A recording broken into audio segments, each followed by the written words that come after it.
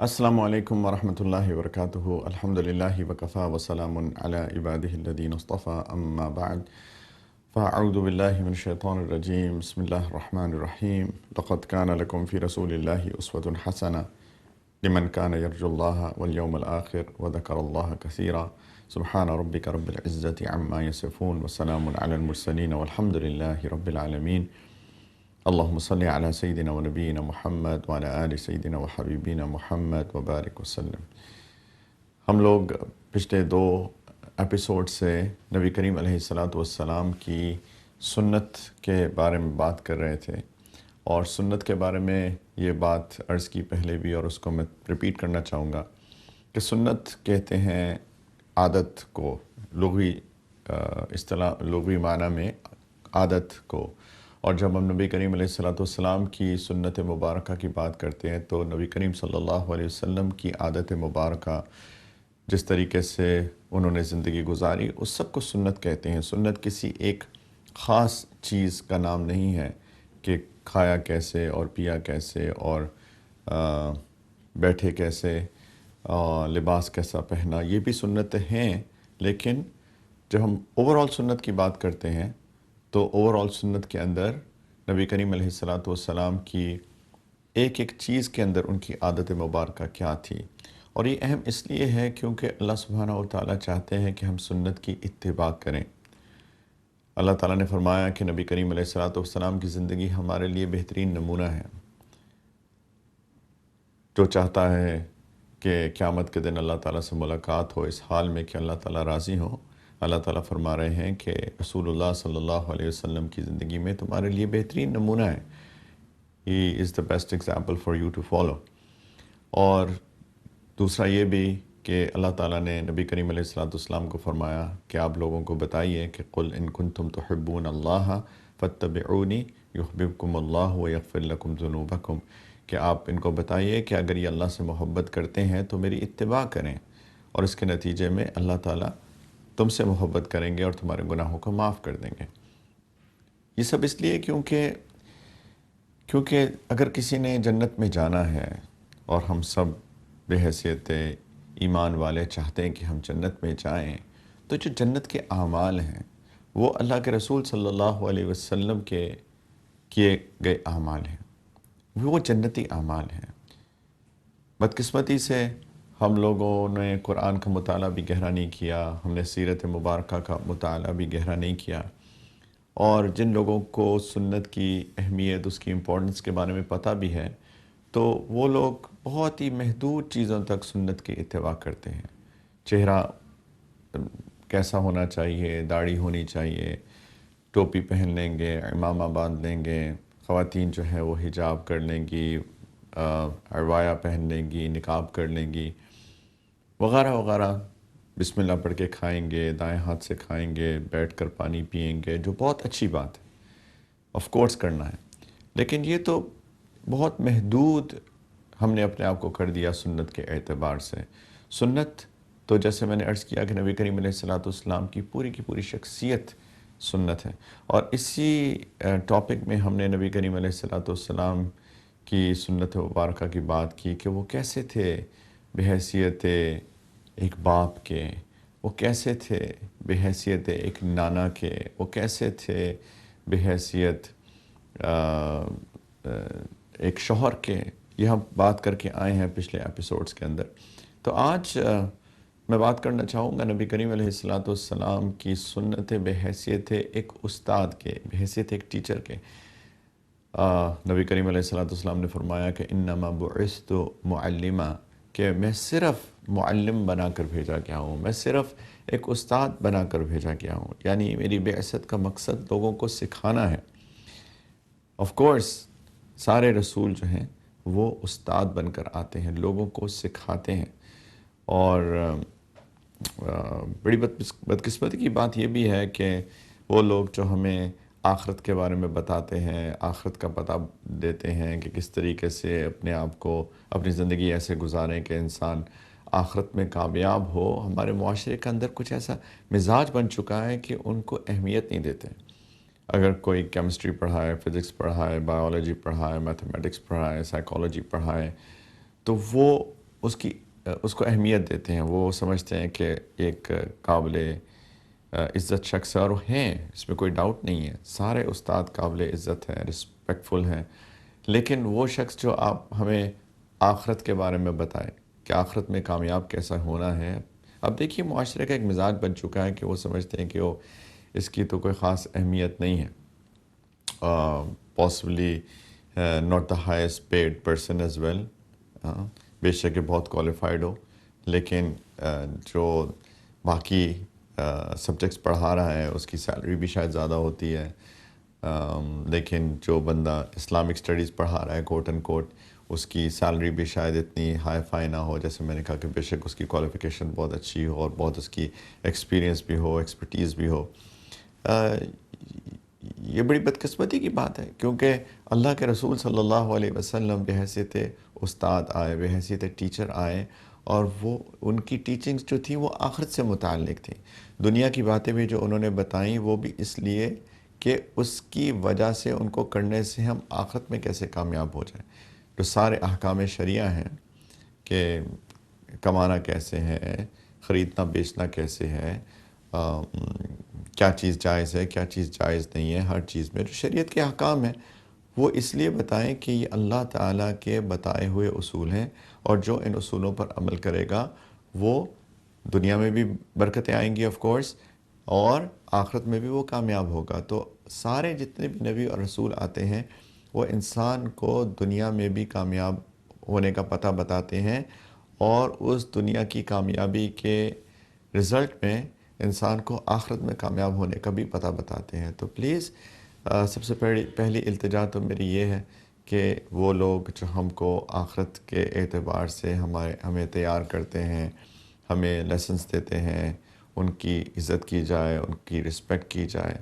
اور جو لوگ یہ کام کر رہے ہیں بشمول مائی سیلف، میرے سمیت، میں اپنے آپ کو بھی یاد دہانی کراتا ہوں اور سارے لوگوں کو یاد دہانی کراتا ہوں کہ کتنی بڑی ذمہ داری ہے میرے پر اور آپ سب لوگوں کے اوپر، جو کہ لوگوں کو شریعت کا پیغام دیتے ہیں، سنت کا پیغام دیتے ہیں. کتنی بڑی ذمہ داری ہے کہ ہم کتنی رسپانسبلٹی کے ساتھ یہ پیغام لوگوں کو دیں، کیونکہ یہ اللہ کے رسول صلی اللہ علیہ وسلم کی سنت مبارکہ ہے کہ وہ ٹیچر تھے، وہ استاد تھے، وہ معلم تھے، اور ان کے نقش قدم پر چلنا ہمارے لیے کتنا ضروری ہے. کیونکہ یہی اس پروفیشن کی جو سکسیس ہے وہ اصل میں نبی کریم علیہ الصلاۃ والسلام کی سنت کی اتباع ہے، ایز اینی ادر پروفیشن، باقی بھی ایسے ہی.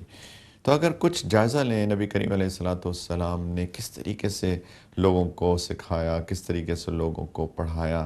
کچھ مثالوں سے میں سمجھانا چاہتا ہوں کہ اللہ تعالیٰ کے ساتھ لوگوں کا تعلق جوڑا، اور کہیں پر بھی تشریف لے کر جاتے تھے، اور جہاں پہ بھی موقع ملتا تھا کسی بھی مثال کو اگر پیش کرنے کا موقع ملتا تھا تو مثال پیش کر کے لوگوں کا تعلق اللہ تعالیٰ سے جوڑتے تھے اور دنیا کی حقیقت کو بتاتے تھے. ایک دفعہ صحابہ کے ساتھ تشریف لے کر جا رہے تھے تو راستے میں دیکھا کہ ایک بکری کا بچہ، نومولود، نیو بورن، شاید پیدا ہوتے ہی اس کی ڈیتھ ہو گئی. تو لوگوں نے آف کورس نیو بورن بکری کا بچہ اس کی ڈیتھ ہو جائے تو آپ اس کو کیا فائدہ لے سکتے ہیں. تو لوگوں نے اس کو کسی جگہ جہاں پہ بھی ان کا گاربیج ڈمپ ہوگا وہاں پہ اس کو پھینک دیا. تو نبی کریم علیہ الصلاۃ والسلام صحابہ کرام رضی اللہ تعالیٰ عنہ اجمعین کے ساتھ تشریف لے کے جا رہے تھے تو دیکھا کہ بکری کا بچہ مرا ہوا، چھوٹا سا نیو بورن پڑا ہوا ہے. تو یہ ایک مثال تھی. صحابہ سے پوچھتے ہیں کہ اس کو کیوں پھینک دیا اس کے اونرز نے، یہاں پر کیا وجہ ہے کہ اس کے مالکوں نے اس کو یہاں پر پھینک دیا. تو صحابہ رضی اللہ تعالیٰ عنہ اجمعین نے کہا کہ اس لیے کیونکہ اس کی کوئی اہمیت ہی نہیں تھی، کوئی سگنیفیکنس ہی نہیں تھی، اس لیے انہوں نے پھینک دیا یا رسول اللہ. تو نبی کریم علیہ الصلاۃ والسلام نے پہلے اس چیز کو ہائی لائٹ کیا، صحابہ کے دماغ کو اس طرح متوجہ کیا. ایک اچھے ٹیچر کا یہ کام ہوتا ہے کہ پہلے دماغ کو کیپچر کریں. کوئی بھی میسج دینے سے پہلے، کوئی بھی پیغام دینے سے پہلے ان کو اپنی طرف متوجہ کرے، ان کا دماغ اس طریقے سے چلائے جو میسج وہ دینا چاہتا ہے۔ آج سائیکالوجی کی کتابوں کے اندر یہ ساری باتیں تفصیل کے ساتھ لکھی ہوئی ہیں۔ یقین جانیں اگر ہم سیرت کا مطالعہ گہری نظر سے کر لیں تو یہ جتنے بھی سائیکالوجی کے پوائنٹس ہیں ہمیں سنت سے مل جاتے ہیں۔ تو جب صحابہ کا رضی اللہ عنہم کا دماغ اس طرح متوجہ ہو گیا کہ اس کے مالکوں کو اس کی ضرورت کوئی نہیں تھی، کوئی اہمیت ہی نہیں تھی ان کے دل میں، کیا کرتے اس بکری کے بچے کے ساتھ؟ ایک تو چھوٹا تھا، پلس اس کی ڈیتھ ہو گئی، اس کو ذبح کر کے کھا بھی نہیں سکتے، اس کی کھال اتنے سے چھوٹے سے بکری کے بچے کی کھال بھی کا کوئی فائدہ بھی نہیں ہوگا، تو کوئی بھی اہمیت نہیں تھی ان کے مالکان کے پاس، تو انہوں نے اس کو پھینک دیا۔ تو نبی کریم علیہ السلام نے یہ بات ان کے دل میں ڈالنے کے بعد فرمایا کہ اللہ تعالیٰ کے نزدیک اس دنیا کی اہمیت اس بکری کے بچے کی جو اہمیت اس کے مالکان کے ہاں ہے اس سے بھی کم ہے۔ اللہ تعالیٰ کے ہاں اس دنیا کی اہمیت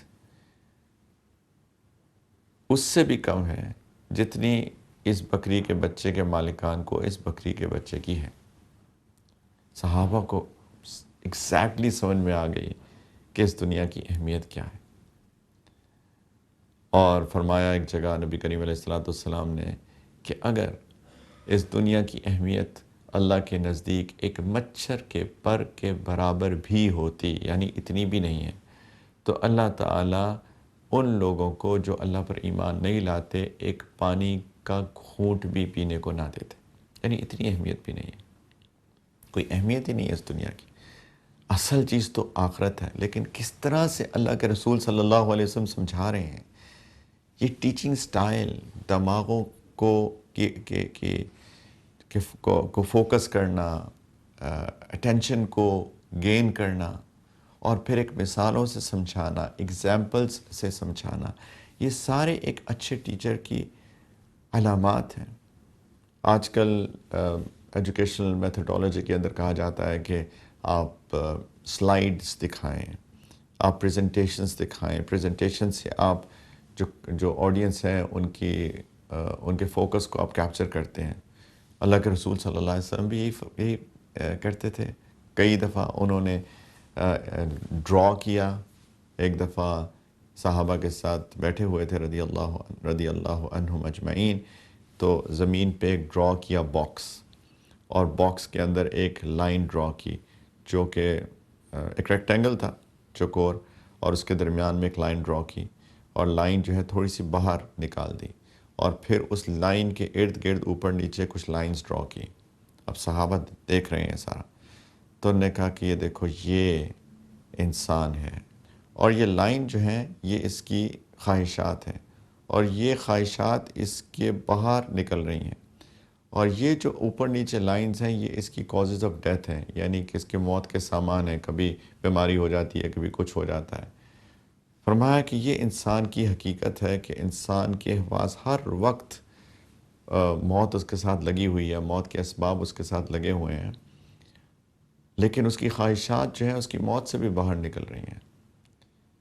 تو ایک ڈائیگرام بنا کے صحابہ کو بتایا، اور بہت سارے واقعات جو چھوٹی عمر کے صحابہ تھے ان کو ان کی محبت اپنی طرف مائل کرنے کے لیے ان کے ساتھ محبت کا اظہار کیا۔ سیدنا معاذ رضی اللہ تعالیٰ عنہ کو فرماتے ہیں یا معاذ واللہ انی احبک، معاذ اللہ کی قسم مجھے تم سے محبت ہے۔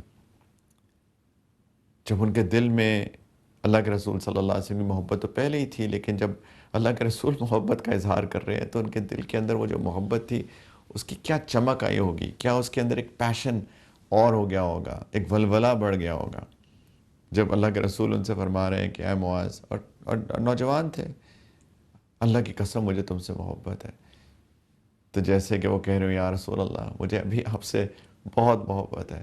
جب یہ اٹینشن گین کر لی، فرمایا کہ میں تمہیں نصیحت کرتا ہوں معاذ کہ ہر نماز کے آخر میں یہ کہنا مت چھوڑنا کہ اللہم اعنی علی ذکرک و شکرک و حسن عبادتک، یہ دعا مانگا کرو۔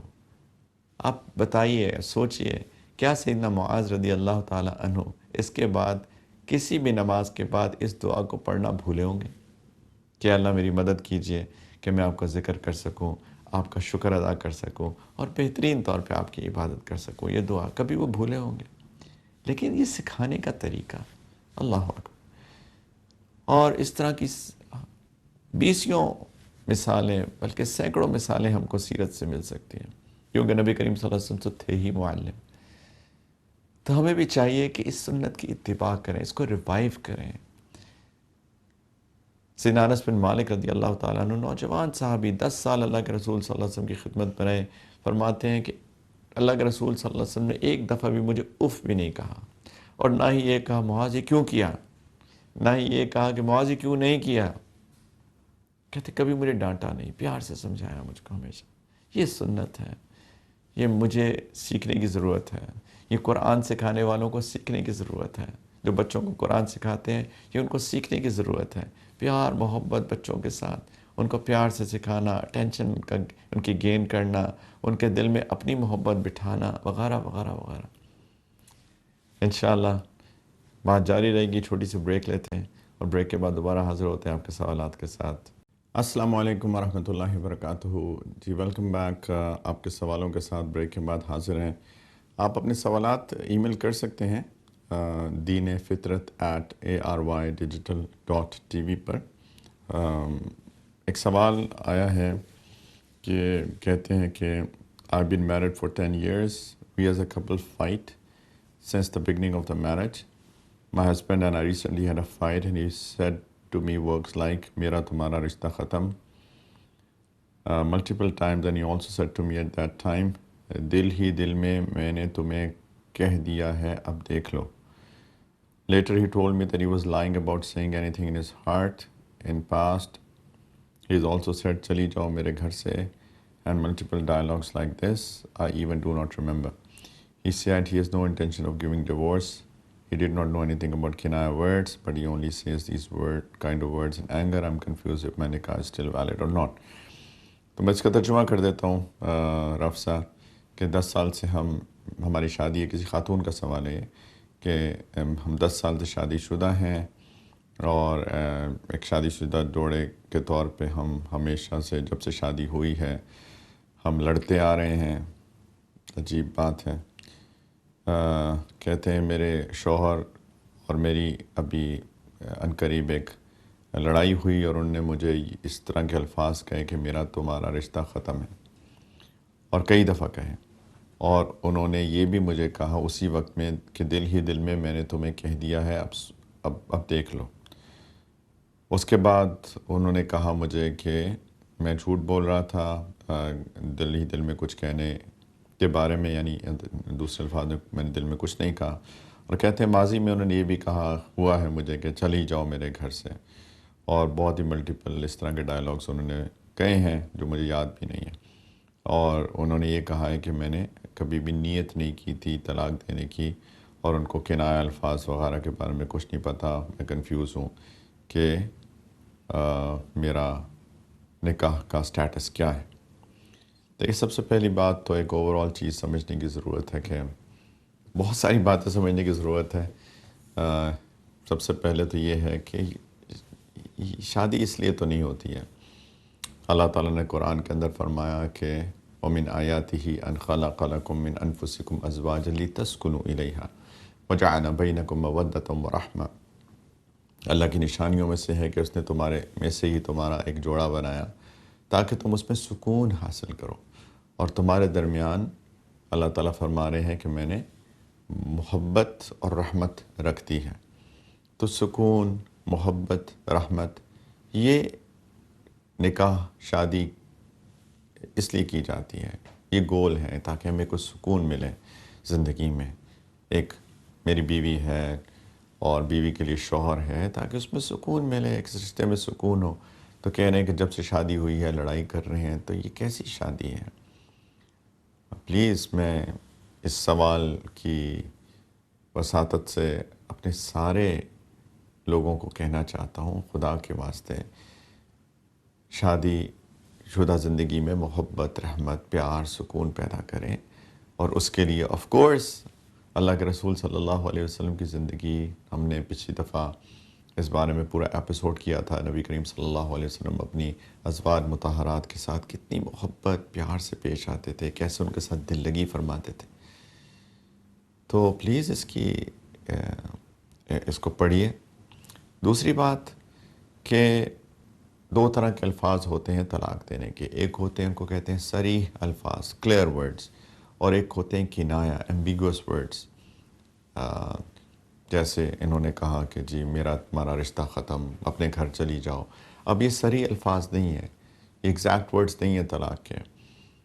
اس کے بارے میں جو فقہاء نے لکھا ہے وہ یہ لکھا ہے کہ اگر کنایا الفاظ استعمال کیے جائیں، اگر ایمبیگوس ورڈز استعمال کیے جائیں تو اس میں دو چیزوں میں سے ایک چیز دیکھی جا سکتی ہے.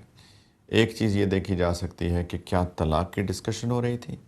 مثال کے طور پہ بیوی کہے کہ تم مجھے طلاق دے دو، اور وہ کہیں اچھا تم پھر چلی جاؤ اپنے گھر. یعنی غصے کی حالت میں وہ طلاق مانگ رہی ہے اور اس کے نتیجے میں شوہر کہہ رہا ہے کہ میرا تمہارا رشتہ ختم. تو یہ چونکہ طلاق ہی کی ڈسکشن ہو رہی تھی، تو انہوں نے شوہر نے جب کہا کہ جی میرا تمہارا رشتہ ختم ہے چلو پھر، تو یہ طلاق کاؤنٹ ہوگی. اور اس کو طلاق بائن کہتے ہیں. طلاق بائن ہوتا ہے کہ جس میں رجوع نہیں ہو سکتا. دو طرح کی طلاق ہوتی ہے، بلکہ تین طرح کی ہوتی ہے. ایک طلاق بائن ہوتی ہے، ایک طلاق رجعی ہوتی ہے، اور ایک طلاق مغلظہ ہوتی ہے. تو یہ طلاق بائن ہوگی، یعنی اس کے بعد یہ شوہر اس بیوی سے رجوع نہیں کر سکتا. اور دوسری چیز، ایک تو میں نے کہا کہ اگر ڈسکشن ہو رہی ہو طلاق کی، اور وہ اس طرح کے نئے الفاظ میں ایمبیگوس ورڈز کے اندر کلیئر ورڈز نہ ہو طلاق کے، اور وہ دے دے، تو طلاق ہو جاتی ہے، طلاق بائن ہوتی ہے. اور دوسرا، اگر طلاق کی ڈسکشن نہ ہو رہی ہو اور وہ شوہر کہہ دے کہ میرا تمہارا رشتہ آج سے ختم ہے، تو اس سے پوچھا جائے گا آپ کا کیا مطلب ہے، آپ کیا کہنا چاہ رہے ہیں. اگر وہ کہے کہ میرا مطلب یہ ہے کہ تمہیں طلاق ہے میری طرف سے، تو اس کی نیت پوچھی جائے گی، انٹینشن پوچھی جائے گی. تو اگر اس کی انٹینشن، اس کی نیت طلاق دینے کی ہے، تب بھی چونکہ اس نے ایمبیگوس ورڈز استعمال کیے ہیں، کنایا الفاظ استعمال کیے ہیں، تو یہ بھی طلاق بائن ہوگی، اور اس کے اندر بھی رجوع کا حق اس کو نہیں ہے. تو یہ اگر کنایا الفاظ ہوں تو یا موقع محل دیکھا جائے گا، یا اس کی نیت پوچھی جائے گی. اور اگر نیت طلاق کی ہے یا طلاق کی ڈسکشن ہے تو یہ طلاق ہو جائے گی، اور یہ طلاق بائن ہوگی، اور اس میں رجوع کا حق نہیں ہے. لیکن اگر وہ کلیئر الفاظ کے ساتھ طلاق دیں، وہ کہے کہ تمہیں طلاق ہے، تو یہ بہت کلیئر ورڈز ہیں، صریح الفاظ ہیں، تو اس سے ایک طلاق ہو جاتی ہے ایک دفعہ کہنے سے. اور یہ طلاق رجعی ہوتی ہے، اس میں شوہر رجوع کر سکتا ہے. یعنی دے کے طلاق اسی وقت، اگلے دن، اس 3 مہینے 3 حیض تک بیسیکلی عدت کے اندر جو کہ 3 حیض ہے، ایک مذہب، ایک اسکول آف تھاٹ کے مطابق، اور دوسرے اسکول آف تھاٹ کے مطابق 3 طہر ہیں. اس ڈسکشن میں نہیں جاتا، لیکن اسکول آف تھاٹ کو اگر ہم لے لیں گے، اس کی عدت جو ہے وہ 3 حیض ہے اس عورت کی. تو اس کے اندر اگر وہ رجوع کر لے، کہے کہ میں تمہیں واپس لیتا ہوں بحیثیت بیوی، تو یہ رجوع ہو جاتا ہے. تو یہ وہ کر سکتا ہے اگر اس نے کلیئر ورڈز کے ساتھ دی ہو، اور ایک دفعہ دی ہو یا 2 دفعہ دی ہو، تو یہ طلاق رجعی ہے. الطلاق مرتان. لیکن اگر 3 دفعہ دے دی تو اس کو طلاق مغلظہ کہتے ہیں. اب اس کے پاس کوئی چارہ نہیں ہے کہ اس بیوی کو یہ واپس لے سکے، رجوع نہیں ہو سکتا. اچھا، جب میں نے بات کی طلاق بائن کی، کہ جب کنایا الفاظ استعمال کریں اور اس میں یا تو ڈسکشن طلاق کی ہو رہی ہو یا پھر نیت اس نے کر لی طلاق دینے کی، تو میں نے عرض کیا کہ یہ طلاق بائن ہے، اب وہ رجوع نہیں ہو سکتا. اب وہ یہ نہیں کہہ سکتا میں نے تمہیں واپس لیا اپنے نکاح میں. لیکن کیا یہ اب شوہر اور بیوی واپس آ سکتے ہیں؟ تو اس کا جواب یہ ہے کہ آ سکتے ہیں، کہ اگر وہ طلاق 1 ہو یا 2 ہو، یا 1 ہو یا 2 ہو. 3 پہ تو مغلظہ ہو جاتی ہے، اب کچھ نہیں ہو سکتا. صرف ایک چیز ہو سکتی ہے یہاں پر، کہ یہ عورت جو ہے یہ کسی اور سے شادی کرے، پھر وہ شادی جو ہے ان کی رخصتی بھی ہو، جس کو ہم کنزومیشن آف میرج کہتے ہیں، وہ بھی ہو، اور پھر دوسرا شوہر یا طلاق دے دے یا اس کا انتقال ہو جائے، تو اس کے بعد یہ بیوی اپنے پہلے شوہر سے دوبارہ نکاح کر سکتی ہے، تو وہ تو ایک لمبی چیز ہے، ایک نارمل سرکمسٹانسز میں ایسا ہونا آلموسٹ امپریکٹیکل سا ہوتا ہے۔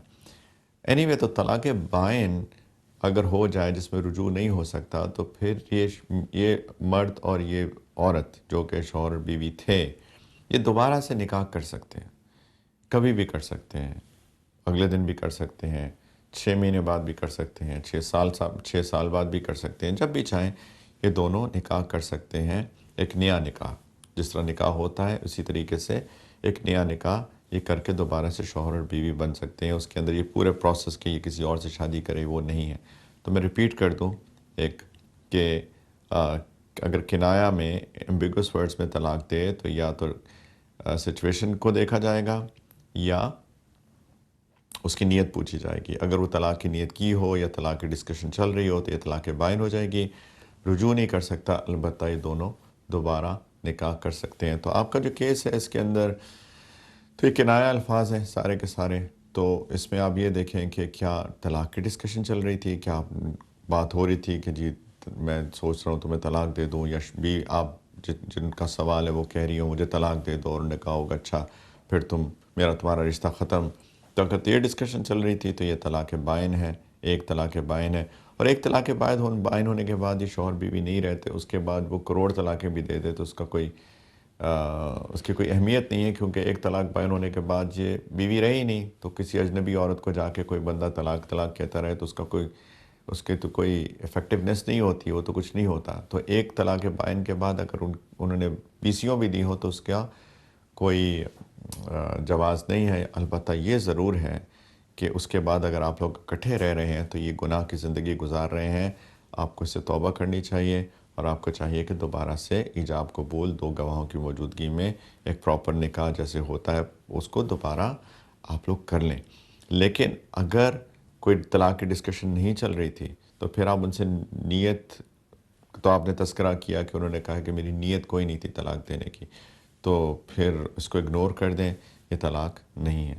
اللہ تعالی ہم سب کو صحیح سمجھ کی توفیق عطا فرمائے۔ لیکن میں دوبارہ سے ریپیٹ کرتا ہوں، دیکھیں زندگی ایسے نہیں گزرتی ہے، شادی شدہ زندگی ایسے نہیں گزرتی ہے۔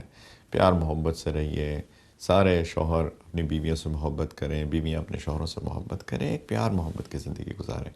اللہ تعالی ہم سب کو ہدایت عطا فرمائے، توفیق عطا فرمائے۔ انشاءاللہ اگلے ہفتے دوبارہ حاضر ہوں گے، دعا میں یاد رکھیے گا۔ وآخر دعوانا ان الحمدللہ رب العالمین۔ السلام علیکم ورحمۃ اللہ وبرکاتہ۔